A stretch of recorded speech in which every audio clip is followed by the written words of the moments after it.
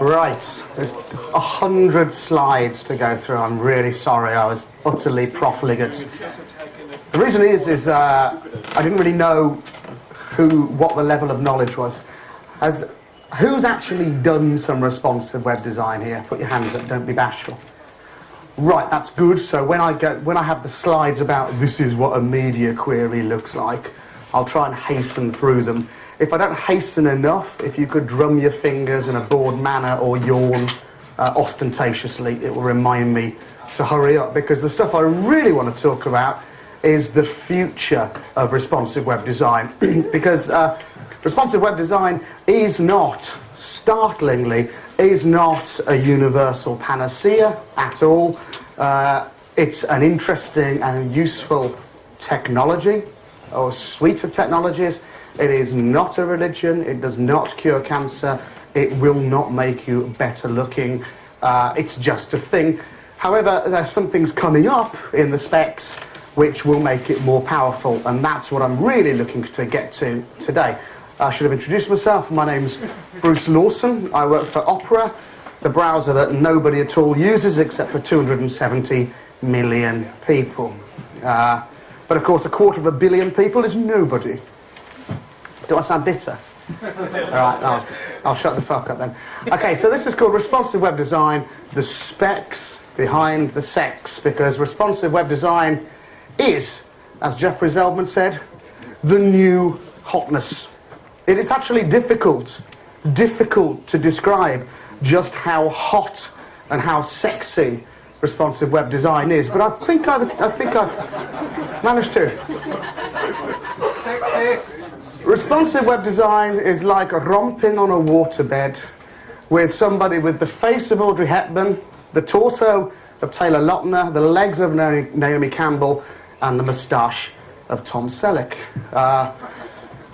If you are a conference sexist spotter, I point out there's 2 male parts and 2 female parts here, so not guilty.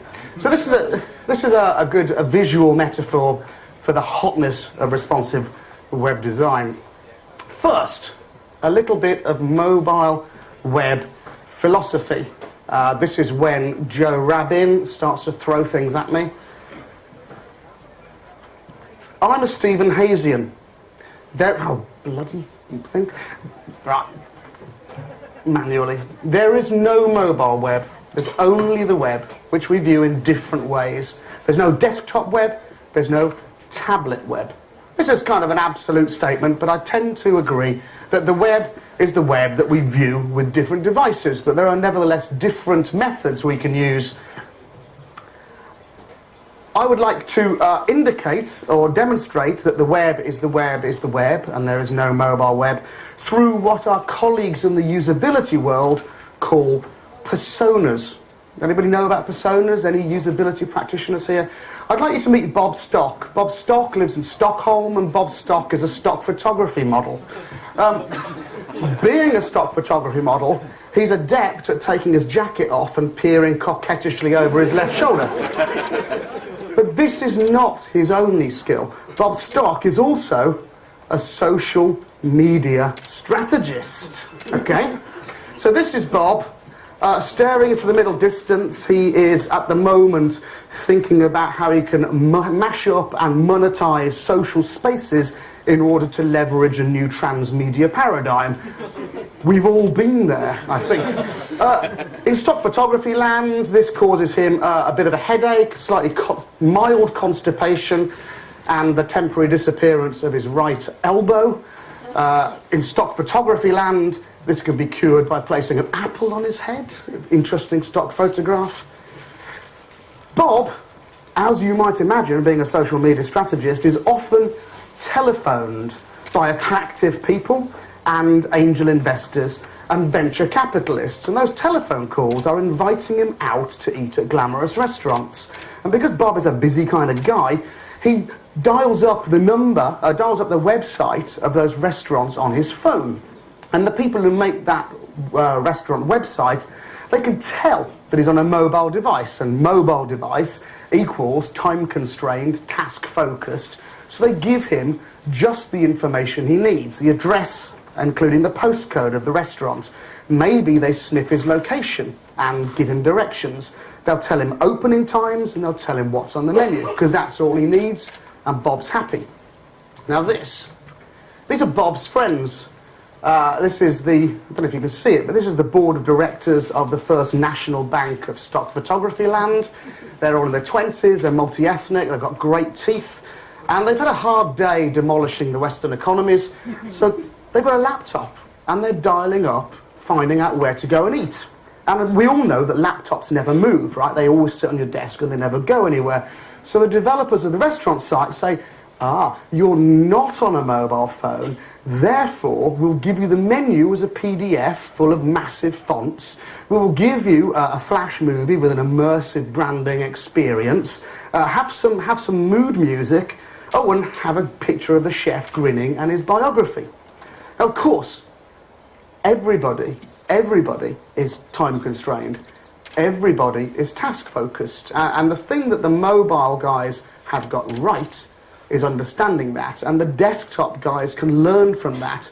Just because you've got more space doesn't mean an excuse for loads of flabby bullshit, right? So, arguably, and I would argue it that it's about 95% of the time, we don't need separate mobile sites. We just need better websites that also work on mobile. You can disagree, we can have a chat outside. I'm a purple belt in kickboxing. There's 3 different methodologies. They are not mutually exclusive. Number 1, make a special mobile site. So m.yoursite.com or mobile.yoursite.com. In my opinion, this is sometimes necessary, but it shouldn't be the default position. With somebody like Jacob Nielsen, this is the default position. He wrote a piece about how you should always think about separate mobile sites. I wrote a piece disagreeing with him. He left me some comments on there. But we argued a little bit, but I'm glad to say that Jacob and I have resolved our differences here through the miracle of Photoshop, I might add. Interestingly, when I got this photograph from the website, if you look at the file name, it's jacoblikesitbig.jpg. Anyway, so Jacob and I do agree on one thing.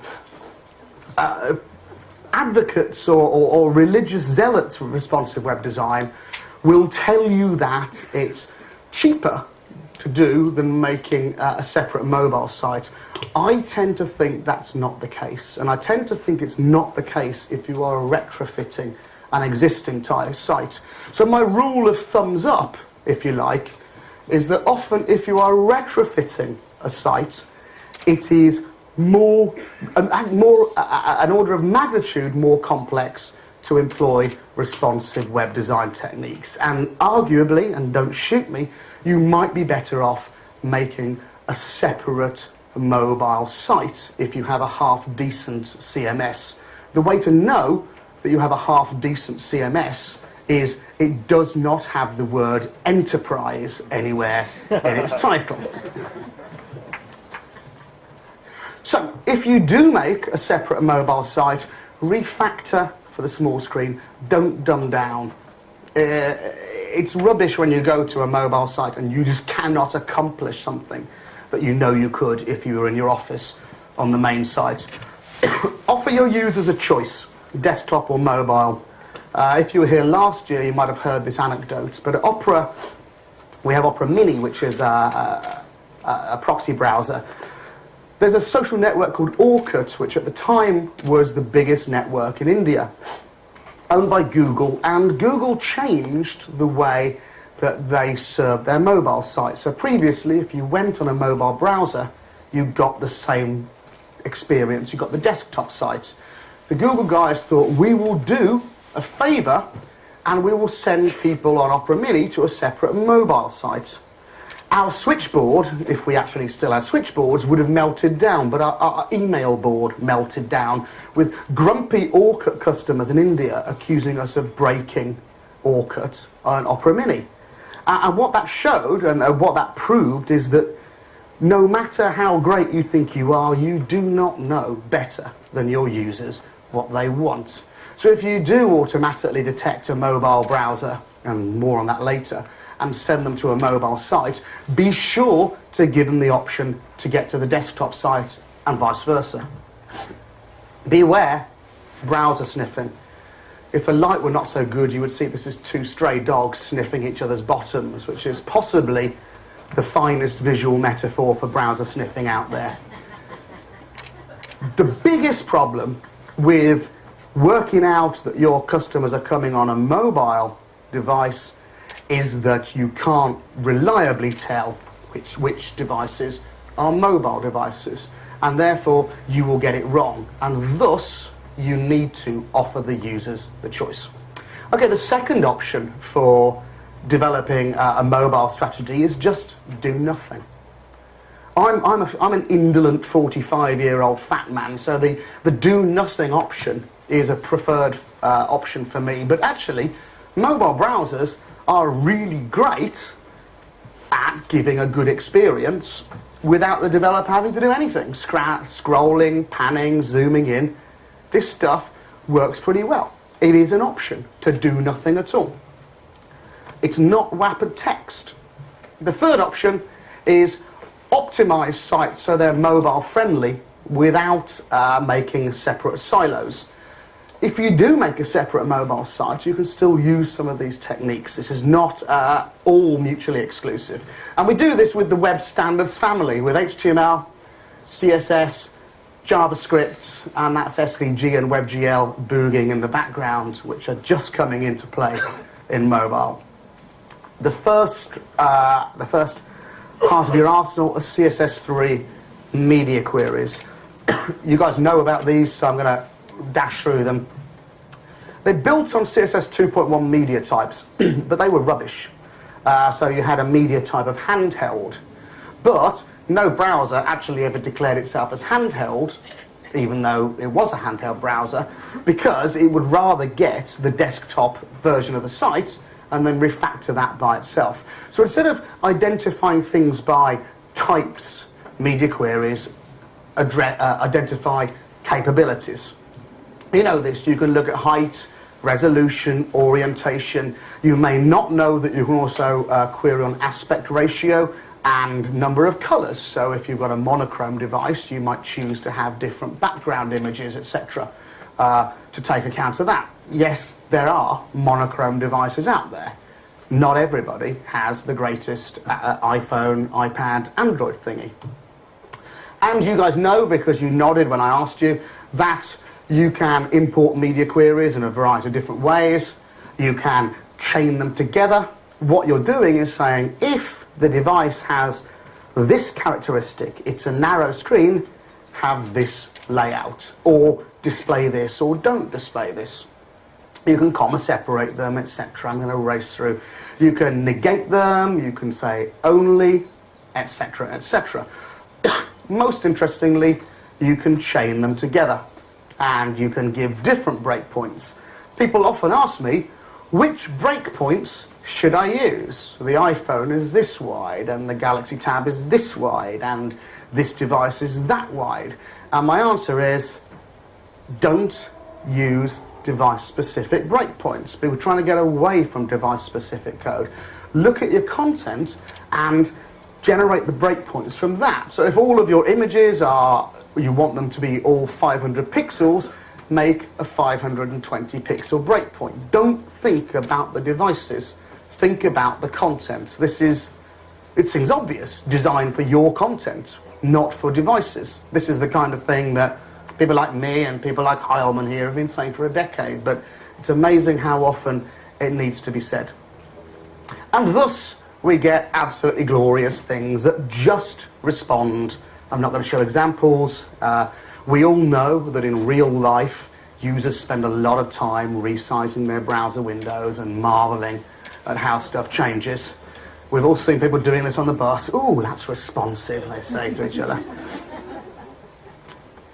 So mediaquery.es is a great way to go and look at other people's code and be inspired by it. There are unsolved mysteries, and there are things that we have not yet managed to address. Mobile devices lie. They lie big time. They lie about the relationship between physical and virtual pixels. If that sounds difficult to get your head around, we do it all the time. We do it with the viewport meta tag, but this is actually what we're doing. Can you guys see anything of that at the back? Whenever you go onto your laptop or and you change the resolution of the monitor, what you're doing is remapping physical and virtual pixels. So my dad has a great big high DPI wide screen, but my dad likes it to be 800 by 600. He does not get a chainsaw and cut half of the screen off. Of course he doesn't. He just remaps the umpty-nine gazillion pixels that are really there to the 800 pixel width that he likes. This is what we do. And with the viewport meta tag that Apple invented for Safari, and we've all reverse engineered, just like HTML5 never happened, and all implemented, you can set certain things, width, height, if you want to. If you really hate people with visual impairments, you can say your site is not user scalable and not allow them to zoom in. Great way to upset people with disabilities. You can set initial scale, minimum and maximum scale. This is the viewport. It's not just the width, but that's almost always what you're interested in. Does everybody know this? Do I need to go into this, or shall I race through it? Does anybody know this? And okay, not enough, so I will go through it. Sorry guys who put your hands up, stare out the window or look at Twitter. So, here I have a page and I'm putting it in there. I am not saying anything about viewport in the head of my page. So, it looks really, really tiny. On the iPhone and on Opera Mobile, I'm not sure what it is on Firefox, but Chris can tell us, we pretend that it's 980 pixels wide. If you say nothing else, if you say width 100%, we all pretend it's 980 pixels, which we squeeze into 320 pixels, which is the width of the phone. It's too small. So what you do, you know that your website is 320 pixels wide. You tell it that in the meta tag, in the head of your HTML, which is where it shouldn't be because this is presentational and it should be in CSS, but there you are. And you give it this width. That is 320. I've got a ruler going on at the background. If you turn your phone to the other way around, it is still 320 because you've told it it's always got to be 320 pixels wide, and it will remap on the fly as you turn it around.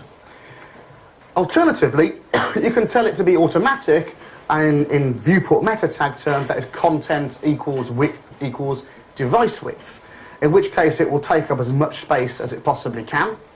So it's 320 pixels when it's, I forget whether that's portrait or landscape, when it's upright, but when it's turned on its side, it's no longer 320, it's 480, because it's taking up as much space as the device allows. This is good, and this is lovely. You can say all kinds of other things. Like I say, you can set initial scale. You can stop people zooming in if that's your bag. So here's a worked example. My friend Patrick has made this site for his wife, Karen Lauker, sound engineer, really good stuff. He's made it a fixed width 550 pixel site. It's centered. That looks fine on a mobile device. But arguably, and this is arguably because it's a design decision, arguably you'd like to lose the white space around the edge and have it all slightly enlarged. So what Patrick's done is said viewport width equals 550 because that is 550. Once he does that, it fills the whole screen. This is great. Rule of thumb, because I like rules of thumb. If you're using media queries and stuff to reflow your web page on the fly, your meta tag would say width equals device width. If you have a fixed width page and you're not reflowing it with media queries, it's not all adaptive, then you give a meta tag with the actual real width of your page. This is not always true, but it's a rule of thumb that gets you a long way. High DPI devices lie twice. And this is like trying to watch Inception after a couple of joints. It's really hard. You think you've got it, and just when you're trying to think about it, it's all disappeared again, and you're no better off. Whenever I have to tell people about this, I have to go and read articles. I recommend that you read these articles.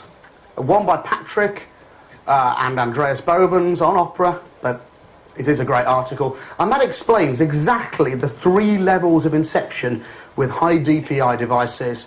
Read it. It will stay in your head for about 15 minutes and then disappear, because it's like Inception after 2 joints. Okay. The future is cool. Viewport is a meta tag in HTML.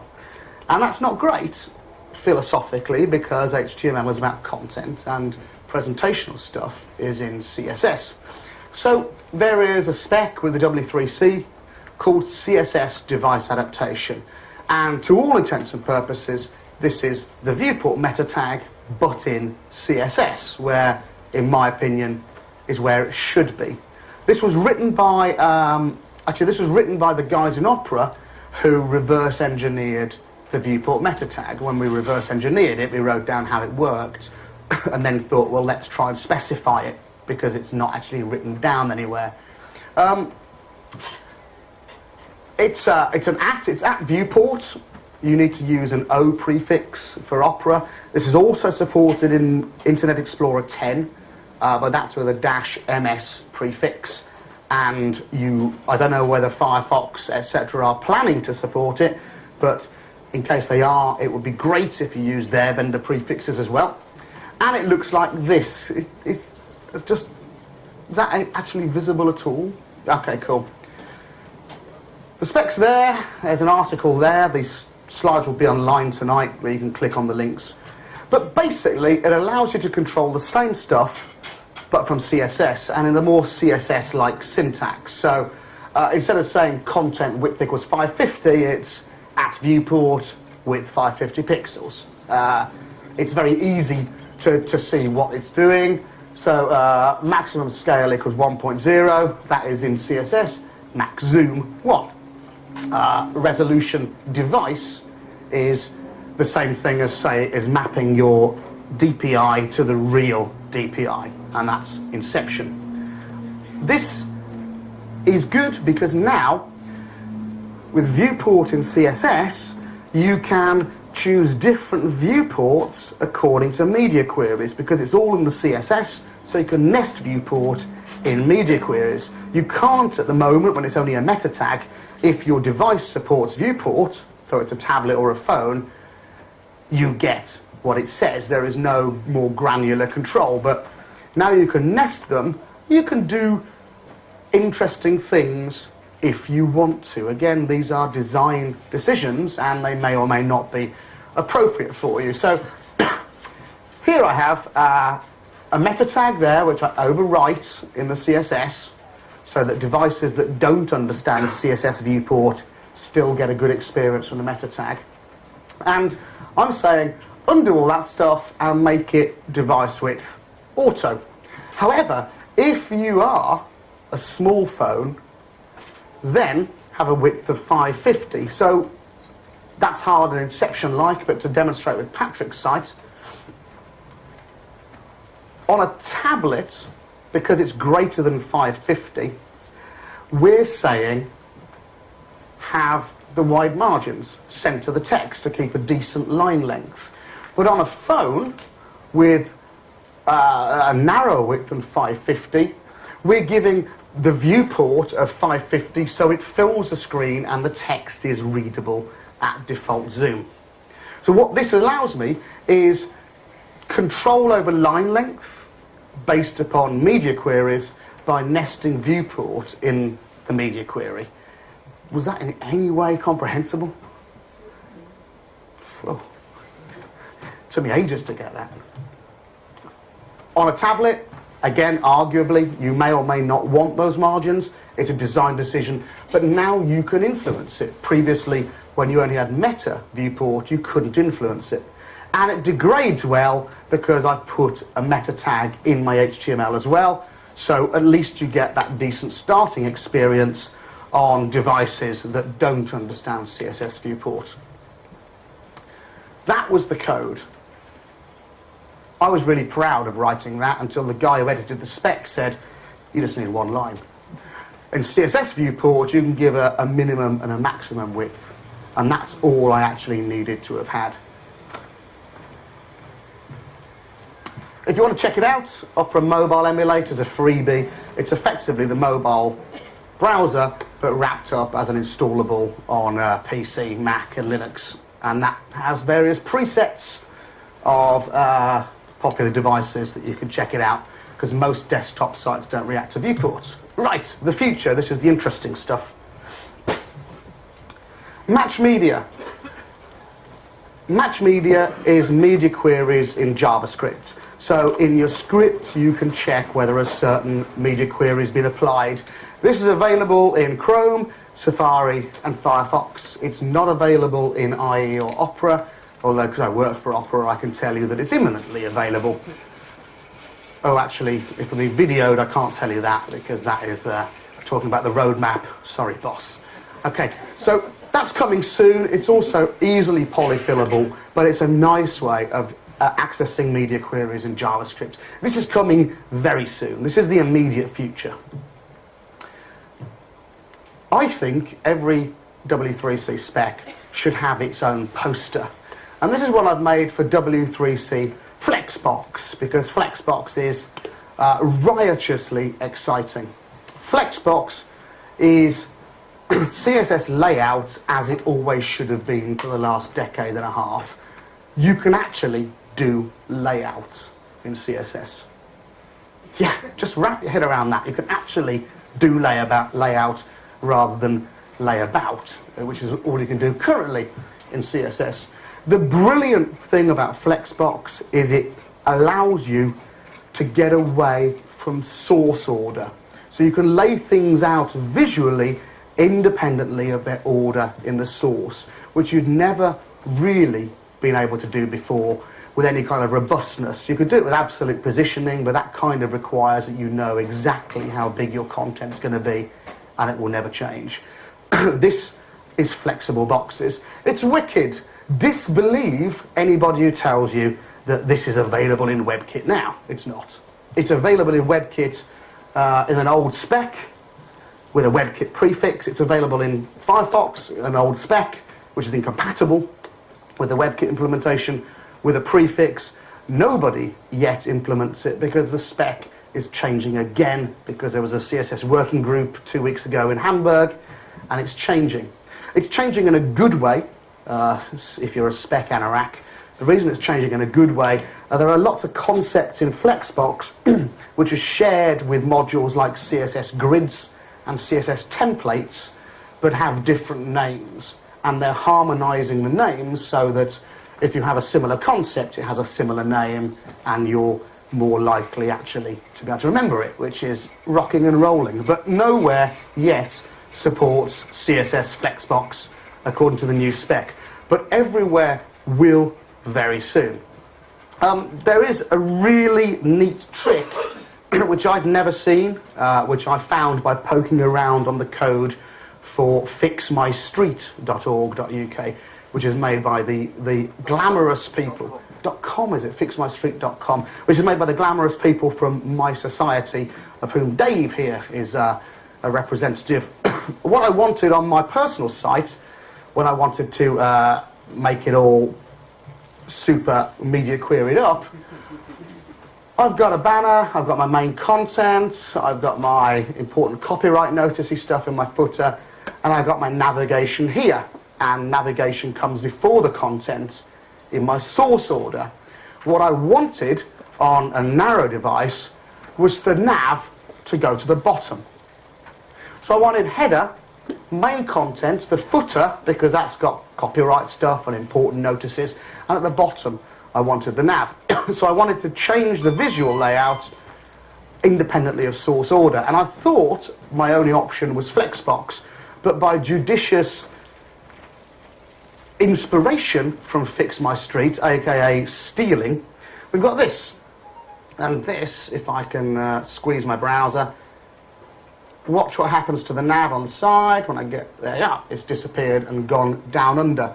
This even works in Internet Explorer. This is IE 9, but it works in 8 as well. And that does that too. So that's a nice, it's not Flexbox, it's not completely independent, but it allows you to do some cool stuff. The magic that runs that is something I'd literally never ever seen before. And what those guys at fixmystreet.com do is, below the certain threshold, they say the body is display table. And then they say the caption of the table should be on the bottom. And my nav is display it as a table caption. So what that does is it will make the nav in the position of the table caption, which we've already said has to be below everything else. And that's a really, maybe everybody else uses this every day, but for me this was like a fucking amazing manna from heaven, this. So if you know this, sorry, but if you don't, nick it and thank the guys at Fix My Street, because it's marvellous. Okay, adaptive images are the latest argument on the mailing list to occupy everybody's time. The problem is, if you're on a high DPI device, you probably want a nice big image. But if you are on a tiny screen device on Edge network, you probably don't want a massive, great big image. You want a little image. There are any number of ways to serve one image and then notice what kind of device you're on and replace it, but we don't want to download one image and then throw it away and get another one. We want to download the right image immediately. The big problem is what browser manufacturers call preloading. When you grab an HTML page, before you've even grabbed the CSS, before you've grabbed anything else, there's a pre-parser that goes through, looks at all the images and starts fetching them immediately so that it appears faster to render. So the trouble is that if you subsequently in the CSS had some kind of magical media query that would notice that you're on a low bandwidth environment, or would notice you're on a small environment and then request a smaller image, it's already too late because the browser's already started to download the assets. And every developer I meet tells me that this is a big problem because it slows down the experience for the punter, and also it can cause loads of unnecessary bandwidth for your servers, so it's a double problem. I suggested it to the guys in the HTML5 working group, and in January they said, that's not a problem, that's not a problem at all. So we kind of suggested it might be a problem a bit more forcefully and a bit more vehemently, and now they're coming up with, there's a full and frank exchange of views about how we should solve this. Previously we solved it with the low source attribute on an image. And back in the days, you would say image source equals high res, low source equals low res.jpg. And because you were on a slow network, it would download this, so you had something to see, while it was downloading this, and then replace it. A double download, and also this was phased out of browsers in around Netscape 4 time, and it was never part of a spec anyway. Then there's what Apple do on their website. They have an image, source equals low-res.jpg, and they use an HTML5 data attribute to give the location of the Retina display quality image. This is great, but it needs JavaScript to go and do this as a JavaScript dependency. And of course, if you're on a high-res device, you download this and then that. And we don't want the double download. We don't want to download something just to throw it away. A guy called Matt Wilcox has a really glorious hack called adaptiveimages.com. And he made this in a brilliant way because he's made it in a way that it can be obsolete. So it requires one addition of a JavaScript into your pages, some HT-access and some groovy stuff on the server. It sets a few cookies and it just works. But it is a hack. It requires Apache and gdlib and PHP on the server, and it's just too hacky. This should be easy. So a guy called Edward O'Connor from Apple suggested this new method of background images. These are background images in the CSS, not content images. A new attribute called image set, in which you give a list of different images and you describe them. So this 1x that's the baseline one. 2x says that is twice the DPI of that. You could have a 3x, etc. And the device will make a decision based upon what it knows about its capabilities and grab the right one. This is already, I think, being added to WebKit, irrespective of any kind of standardization process, which is highly unusual. The genie's out the bag. Because you can do this with background images, you have to be able to do this with content images, otherwise people are just going to have empty divs and start having responsive background images, and that would be rubbish. So the HTML5 working group have proposed this as the solution. Image, and then there's a source, a normal source, so that it's backwards compatible. Then there is the source set attributes, and then you give it lots of different images, and you describe those images, and the browser will make its own decision. You describe them by saying the maximum width, the maximum height, and the maximum pixel density that's allowed to use those. So they're kind of like media queries, except media queries tell the browser what to do. These give the browser hints, and the idea is the browser will use its own secret source heuristics and make the best decision. I've got a lot of sympathy for this because I work for a browser manufacturer.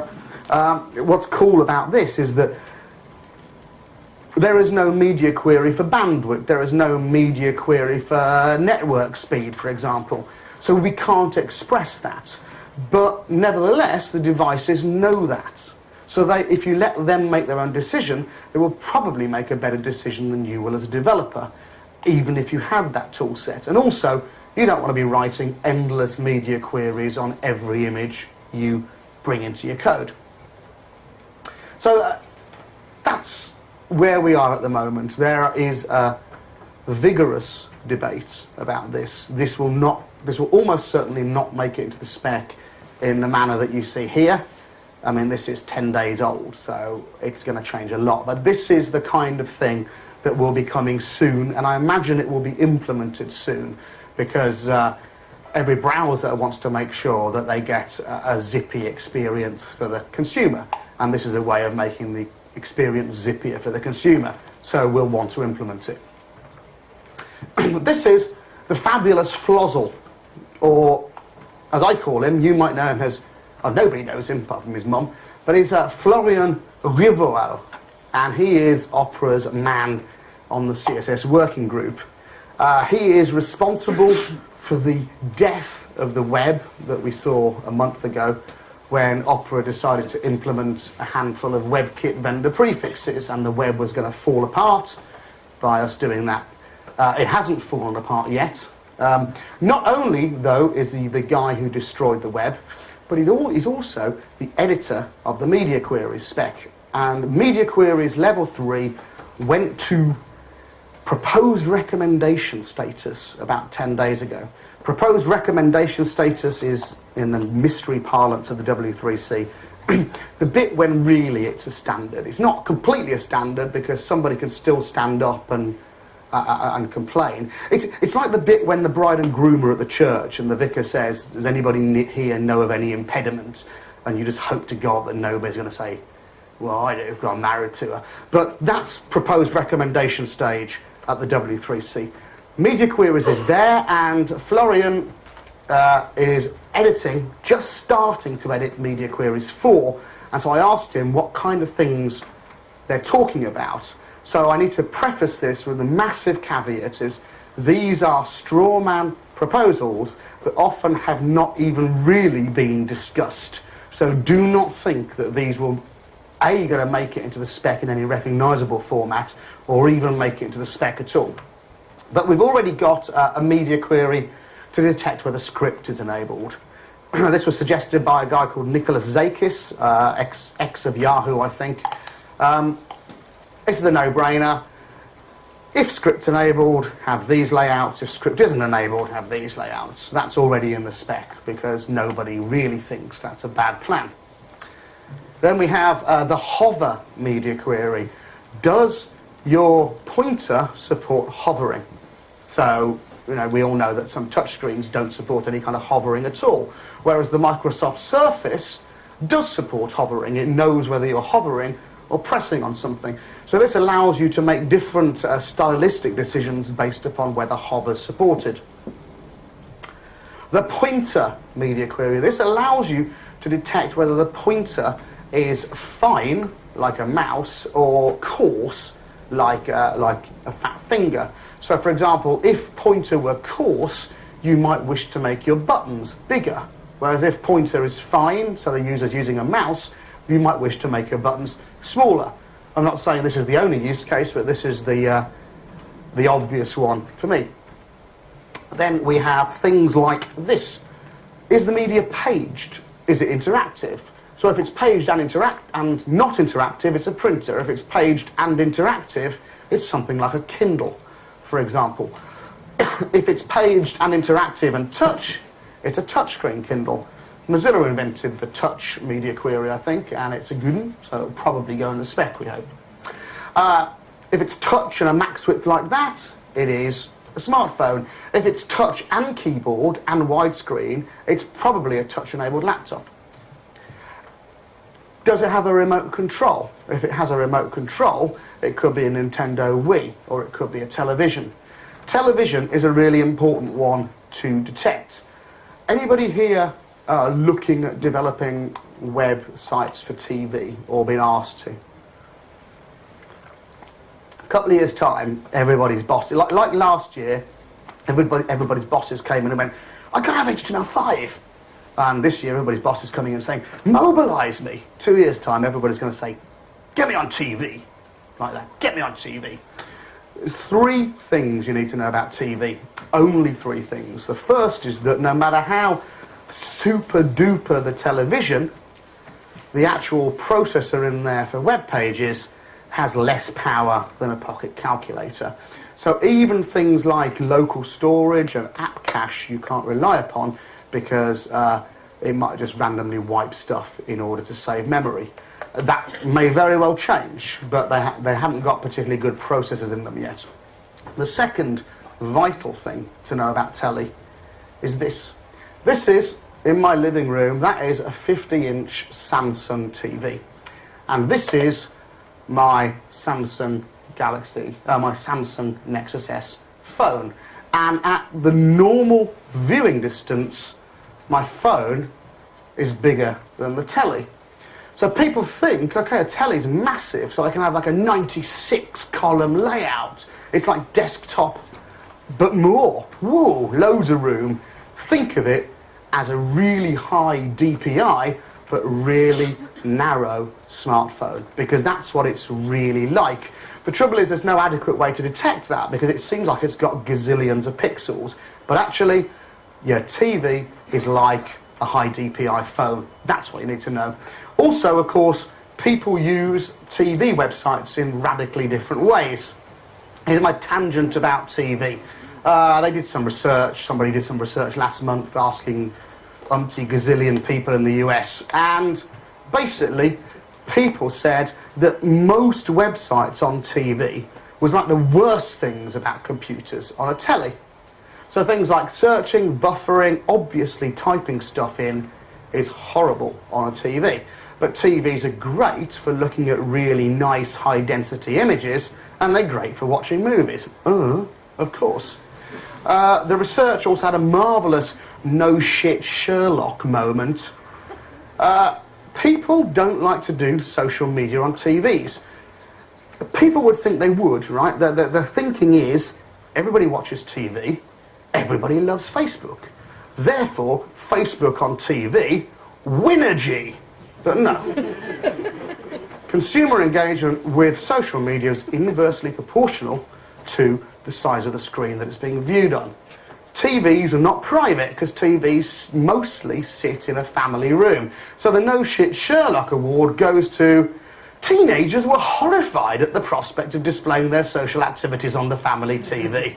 No shit. So that's what you need to know about TV, end of tangent. Okay, the last interesting thing, maybe disappointing thing about the future of media queries is everybody wants this, a media query for very slow network. Can you detect when you've got slow bandwidth? Probably, possibly not. Florian, the editor of the spec, said, it's been proposed, we all agree it would be cool, but nobody knows how to spec it. And if any of you know how to spec it, email www.w3.org, put CSS4 media queries in there and suggest it. Or if you're a bit shy, because emailing a working group and being laughed at by Uber geeks isn't the kind of thing you do for pleasure, email me and I will take your name off it and then send it in on your behalf. But Florian advises that you read that URL first, where it's been discussed and discussed and discussed. I'm kind of of the opinion that there is no single media query that can detect this stuff, because it's a completely... it depends very much upon which second you're measuring it. And what you absolutely don't want to do is notice that you were on a high-speed network, you've downloaded all your big assets, and then you notice that you're going through a tunnel, you're on edge, and then throw all those big assets away and download crappy assets and replace them, because that would be the worst of all worlds. So nobody's got a real algorithmic way to do this. Embrace the fluidity. Do not fight it. A Yoda-esque moment there, but this is the way it is. There are umpty gazillion different devices. There are more and more coming on the market every time. Design for your content. If responsive web design floats your boat, use that. If you feel the urge to make a separate mobile site, do that, but think about the consequences. But be aware that the days of fixed widths everywhere is over. RWD, responsive web design, is the new sex. Talking of sex, there's a picture of me naked on a bed with my HTML5 book, which you are welcome to buy. Not that one, I hope. That one's on eBay. It's about £1,000 as the reserve price. Thank you very much for listening. The slides will be up on Speaker Deck tomorrow. Any questions? Terence. There's a whole bunch of stuff about new CSS and cool stuff like that, but there's like 5 billion phones out there at the moment which are never ever going to be updated. So surely part of the problem is that we have to use server-side tools to, or something which is going to be backwards compatible for those billion phones. Or put Opera on all of them. I advise putting Opera on all of them. Thanks, Terence. If you don't do anything, the guys with the ancient phones that are never going to be updated do not get a degraded experience. They just get the same experience they got already, whereas the guys with the newer phones will get a better experience. And that's kind of the way, that's kind of the way the web's worked. I think that's the way that all the languages like HTML and CSS work. I don't see a way out of that, but I do approve of the put Opera everywhere solution. And if mucking around on the server floats your boat, do it. As I said, responsive web design is a technique. It's a useful technique, and it's an increasingly useful technique. It is not a religious experience, and you will not go to hell if you make a separate mobile device site. You will go to hell if you say, I'm sorry, you're not using an iPhone, because that is hellbound. Was there another question? I think Joe traditionally likes to ask me a bad question. Joe, bad question? Do you really want me to ask you a question? No. Okay, thank you. Anybody else? Easy. Chap down here. Can I make a point about Dave. responsive design, about changing your screen size to watch it work? There's one place where that is a very, very common thing, and that is if an organisation like My Society is recruiting for a designer and they're looking at that designer's portfolio. It is staggering the number of web designers whose portfolio sites are not responsive. Dave said, many web designers, people looking for jobs, do not have responsive portfolio sites, which kind of militates against them, I imagine. Or it means they're too busy doing real products. Or they're too busy doing real products, as our flaxen-haired web temptress said at the front. Well, they know an agency will look at it on a laptop or a desktop. If anybody was going to ask me for my phone number, I can tell you later. A gentleman here. Can you elaborate a little bit more on your concerns regarding Display My concerns are regarding... Flexbox. Oh, I don't have any concerns about Flexbox. I think Flexbox is a marvellous thing. It's not on our tables yet. The spec's been redone and redone. It's arguably the best, most robust spec we've got there because it's been implemented by Firefox in one guise, implemented by WebKit in another guise. At Opera, we've got a bit chased off with implementing stuff and then backing it out, so we've waited until the spec's complete. But it's Flexbox is a great spec. I really like it. I don't have any problems with it. I just wish we had it already. What came from Zool in the new specification? And it came from Zool, which is a Mozilla thing. Which is why it's lovely. Okay, cool. Anybody else? Nope.